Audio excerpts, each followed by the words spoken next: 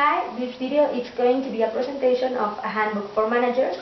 It's for the Effective Organization course of the City University of Seattle. My name is Daniela Columna. First of all, what is a handbook? A handbook is a compendium of information that is used as a source of reference. It contains different ways of dealing with situations a company will have to face. And this work is going to be focused on new managers. We have to remember that the organization faces many changes, so it has to be flexible and adapt to the current situation. The first topic that will be addressed is the mission and vision of a company. What is the mission? It's the purpose. Why does the company exist? And the vision is what does the company is willing to achieve its aspiration. What do we want to become? In order to have a great mission statement, there are 4 questions that you must answer. What do we do? How do we do it? Whom do we do it for? And what value are we bringing? It is important to remember that it must be short and concise. This way you will delimit your business strategy, the culture, the structure, and the values you will want to promote within your company.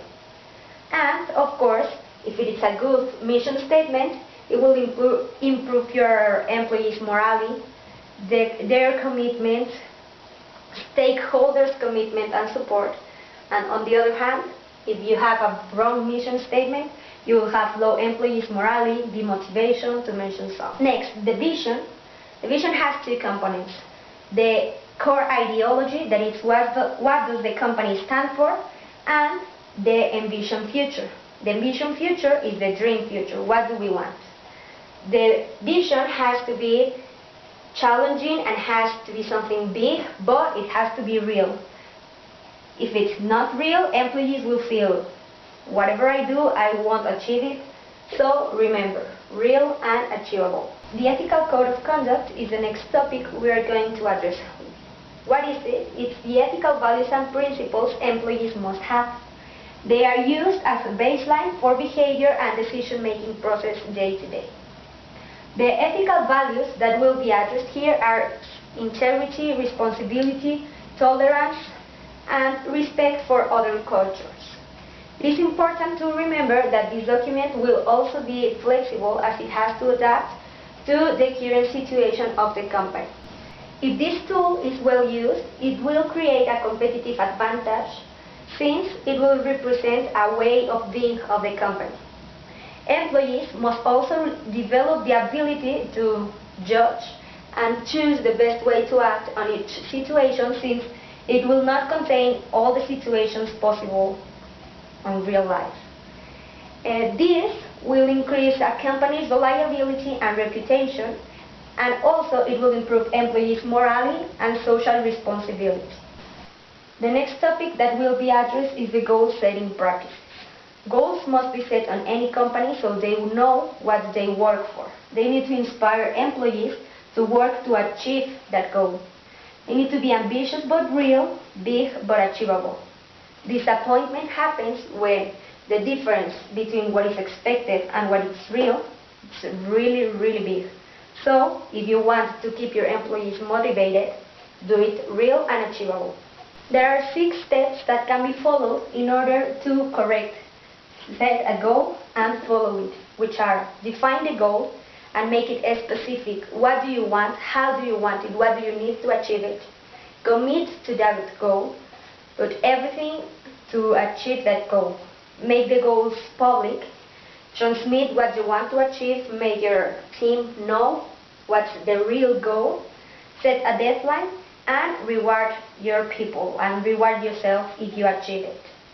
What a goal needs in order to be achieved is participation, commitment, and of course a good and accurate leadership style, since a leader will be the one who set the goals, organize everything, and inspire the rest of the team to achieve that goal. Now about the organizational structure, it defines how job tasks are divided, coordinated, and managed. In other words, it's how you delimit each department, division, building block, hierarchy, or everything that will help you to manage your company. It can be a flat organization, a hierarchical organization, or whatever you prefer or goes in accordance to your business strategy. Now the organizational culture, which is the personality of the company. It is the set of assumptions, values, beliefs, norms, and traditions that are shared within all the employees of the company. It gives a company a unique identity. And of course, while you are hiring people, you need to hire employees which go in accordance to the organizational culture of your company. Therefore, it must fit with the organizational strategy you set at the beginning. Now, we have a strong interrelationship between the organizational culture and the organizational structure. Why? The culture represents the intrinsic factors of an employee. My traditions, my assumptions, religions, ways of acting, and the structure are the extrinsic factors. The management style, leadership style, the freedom or empowerment employees have, and these two, when they are interrelated, they will define the performance of the employee and, of course, of the company. To sum up what we have seen till now, we have 6 steps a company must follow in order to start operations. First, establish a mission and vision statement. Why am I working? What's my purpose? And what do I want to achieve? Then the organizational structure to achieve that strategy. Of course, the culture I want to promote within my company, a code of ethics, the regulations and policies I want my company to follow.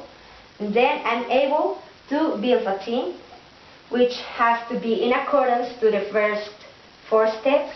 And finally, as with everything, it's not difficult to make it but to maintain it. So we have to control and maintain what we have already seen. Now I'm going to talk to you a little bit about motivation for managers. First, we have what is called internal theories. They give a primary consideration to variables within the individual.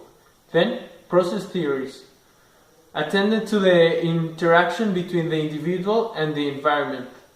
And last, the external theories, which focus on the elements in the environment.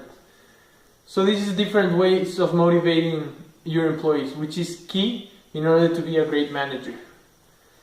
Next, I'm going to talk to you about the needs, how you should attend the needs of your employees.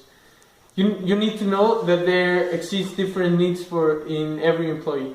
We have the needs for achievement. The need for achievement concerns individuals' issues of excellence.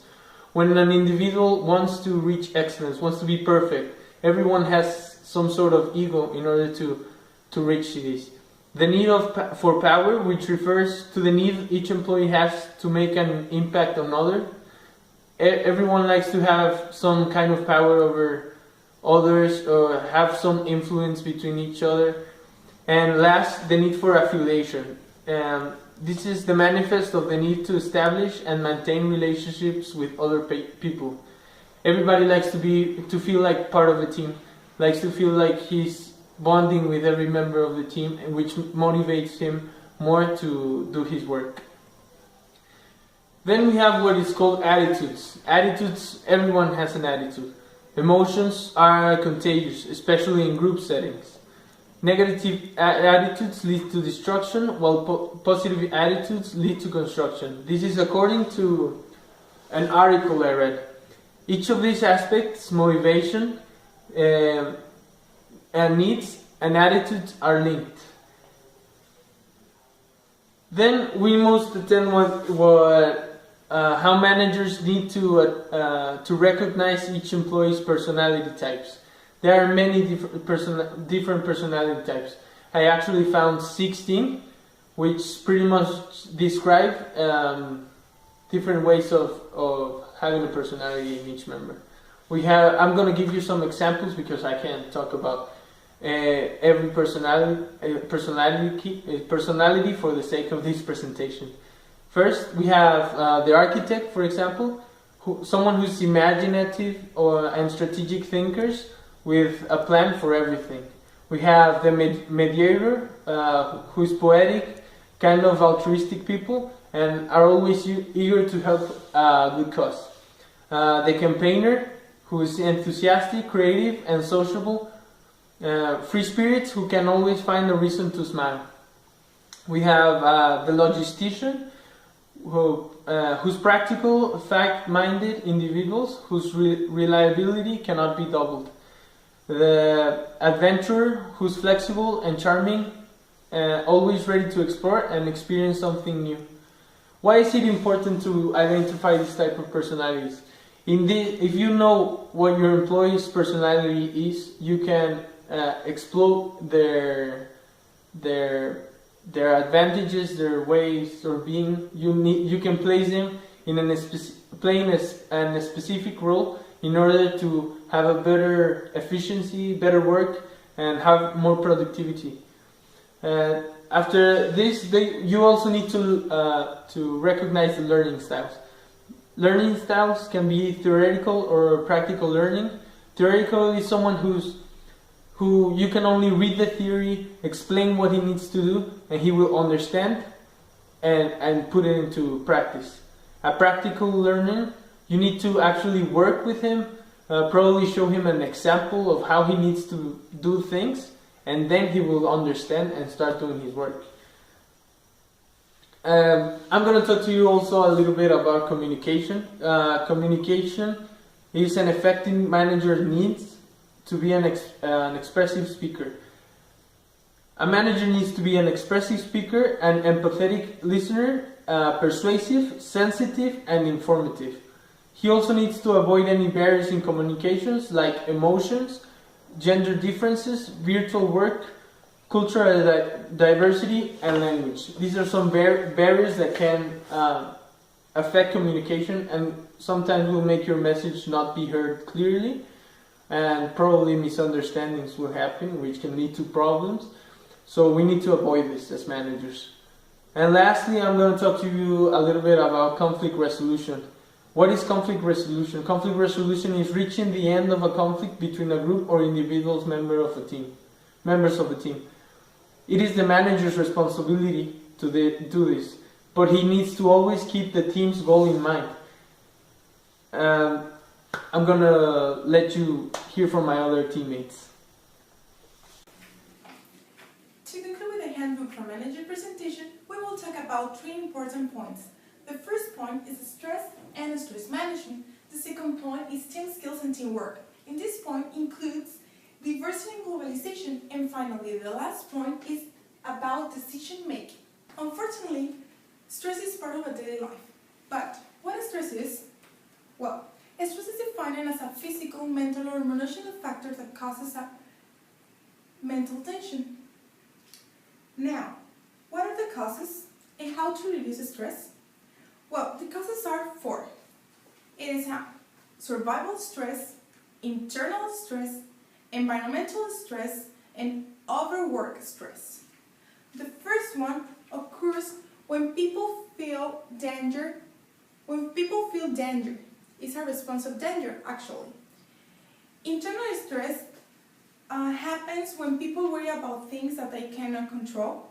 Environmental stress occurs when people respond to things that cause stress, such as noise, crowding, or pressure from work or family.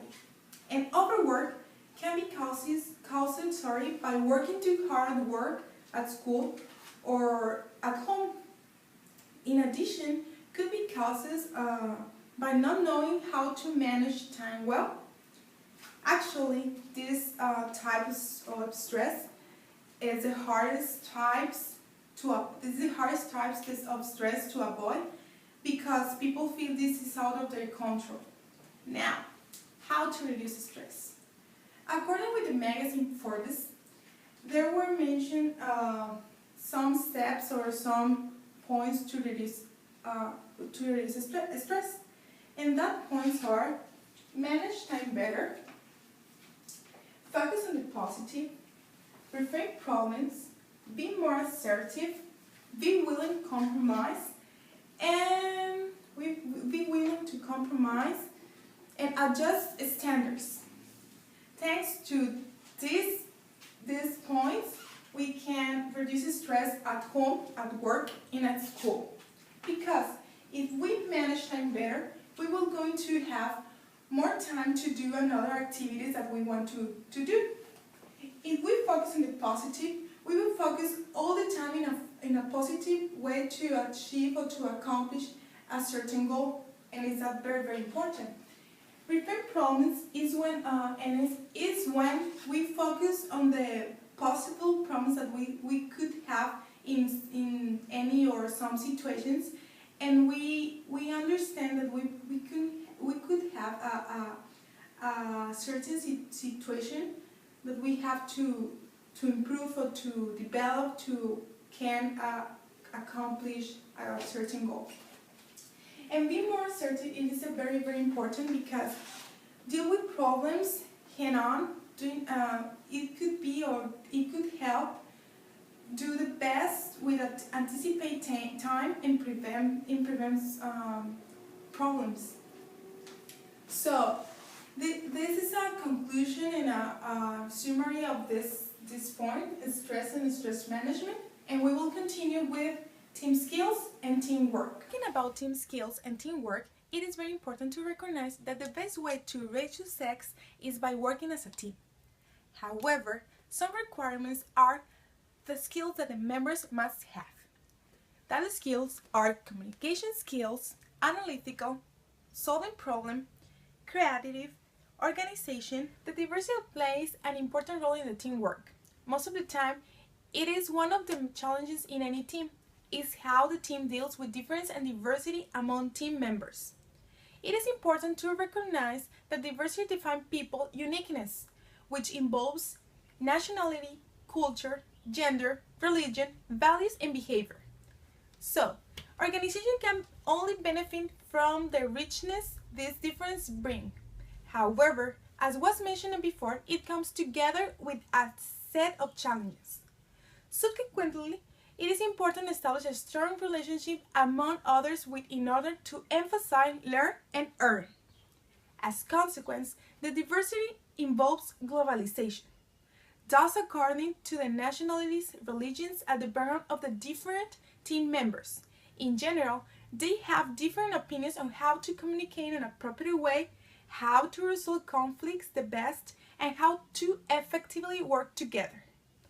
Also, the virtual team is an example of globalization because people share time in accomplish goals for the same company.